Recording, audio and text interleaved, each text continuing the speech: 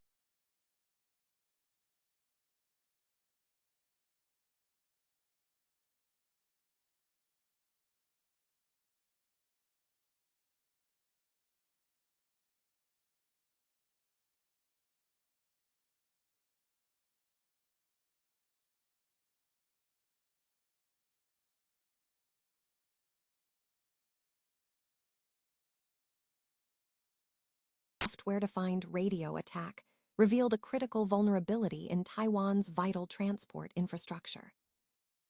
And finally, we shift gears to community spirit.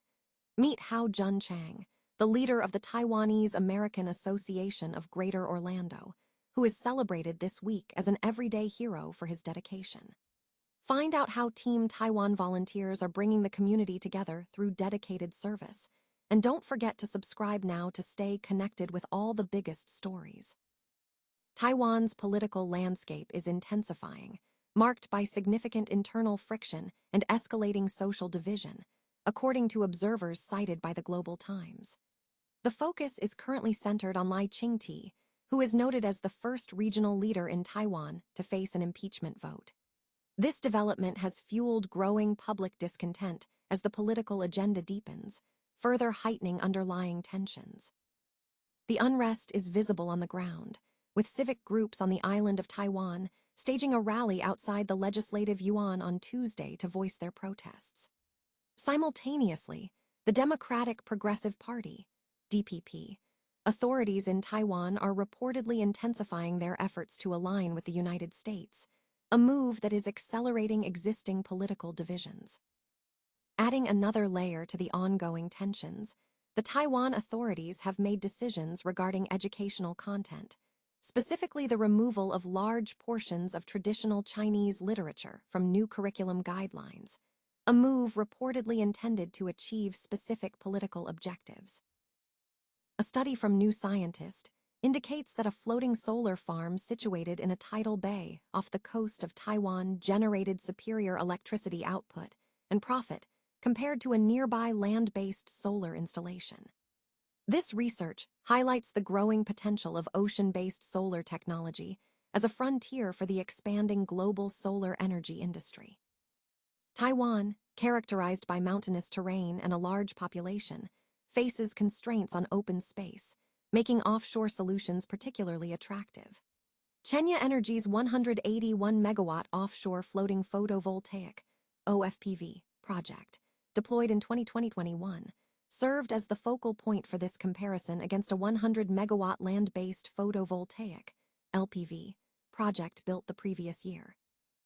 Analysis revealed that the floating solar system produced 12% more electricity than the land-based counterpart. Furthermore, despite slightly higher operational and maintenance costs, the OFPV project yielded 11% net profit, compared to 8% for the land-based system.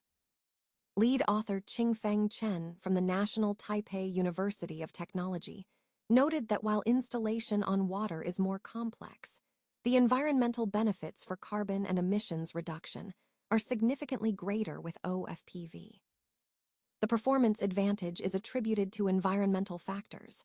Solar panel efficiency declines with rising temperatures, and water surfaces are typically 2 to 3 degrees Celsius cooler than land, supplemented by stronger winds over large bodies of water. Chen emphasized that heat is the primary limiting factor. While floating solar can generate up to 20% more electricity than land-based systems, installation costs are projected to be about 30% higher offshore due to the need to withstand humidity, salt, rust, and wave action. Maintenance challenges include cleaning panels from salt and debris. Experts suggest that while the study did not account for long-term wear and tear from storms, the increased electricity yield is expected to offset these costs over the project's lifespan. The technology is seen as a viable solution, particularly in sunny island nations like Taiwan, Japan, Indonesia, and the Caribbean, where offshore wind power may be limited. However, concerns remain regarding environmental impacts.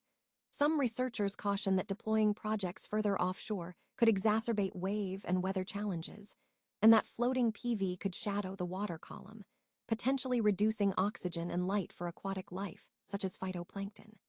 Nevertheless, given that offshore solar impacts human activities less than land-based installations, significant potential remains for this technology. A university student in Taiwan allegedly caused a brief disruption to the country's high-speed rail system by sending a fake emergency alarm using a homemade radio setup, exposing a significant, long-standing security vulnerability within the rail infrastructure. The incident involved the student, identified only by his surname Lin, allegedly employing software-defined radio, or SDR, equipment to analyze and decode the radio communications system used by Taiwan High-Speed Rail Corp investigators, report that Lin used the SDR to extract system parameters and transmit a general alarm signal to a control center, which prompted 4 operating trains to temporarily halt service before operations resumed 20 minutes later. Lin later offered a defense claiming it was an accidental button press, a claim met with skepticism by authorities. The key takeaway from the incident is that the disruption did not rely on sophisticated cyber weaponry, but instead leveraged readily available, hobbyist-grade technology. SDRs are common tools used by engineers and enthusiasts for various applications, making the alleged intrusion surprisingly accessible. Investigators seized 11 professional two-way radios from Lin's residence and found that he had accessed frequencies used by the high-speed rail system, the new Taipei City Fire Department, and the Taoyuan International Airport MRT line. The vulnerability appears to stem from a critical lapse in security protocol. The system had not rotated its cryptographic keys in 19 years. This long-lived hardware inherited security assumptions that are now vulnerable due to the accessibility of modern tools and open-source knowledge.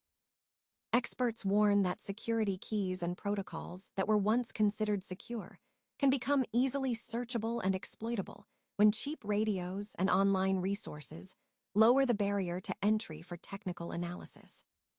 While the incident did not result in physical danger, modern railway systems are designed with safety protocols that prioritize caution, meaning warning signals can cause service interruptions even without immediate physical threat. Lin was arrested and faces potential imprisonment if his defense is not accepted.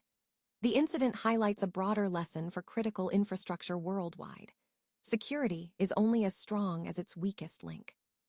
Taiwan's advanced technological environment, characterized by a strong semiconductor industry and a culture of civic tech, suggests that disclosure and proactive security measures, rather than live testing, are the safer route for system improvement. In response, the Ministry of Transportation and Communications has pledged a review, and THSRC and Taiwan Railway Corp have initiated reviews of radio communications security across the network. Orlando, Florida, a dedicated group of Taiwanese American Association of Greater Orlando Volunteers, known as Team Taiwan, continues its commitment to community service by cleaning parts of the 62-acre South Econ Community Park in Orange County through the Adopt a Park program. This month, Hao Jun Chang, the leader of the association, was recognized as the everyday hero for his leadership and the team's efforts. Team Taiwan consists of dozens of volunteers who have been actively participating for approximately 7 years, growing to a membership of about 50 people. Their mission extends beyond physical cleanup.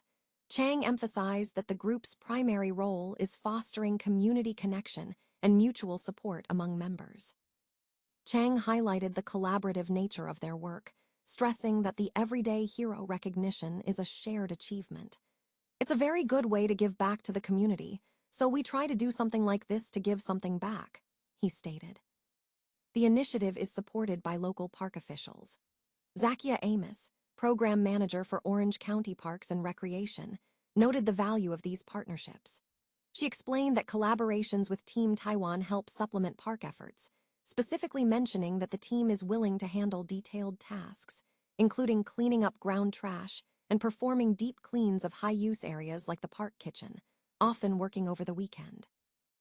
Yalan Chin, president of the Taiwanese American Association of Greater Orlando, TAAGO, expressed enthusiasm for the community involvement. She described the association's goal as bringing the Taiwanese community together for both holiday celebrations and meaningful community work, emphasizing the importance of connecting while doing good. Chang concluded by underscoring the social benefit of the volunteer efforts. "It's very important for us to get together," he said, noting that the monthly volunteer sessions successfully bring together people of all ages, fostering a strong sense of community cohesion.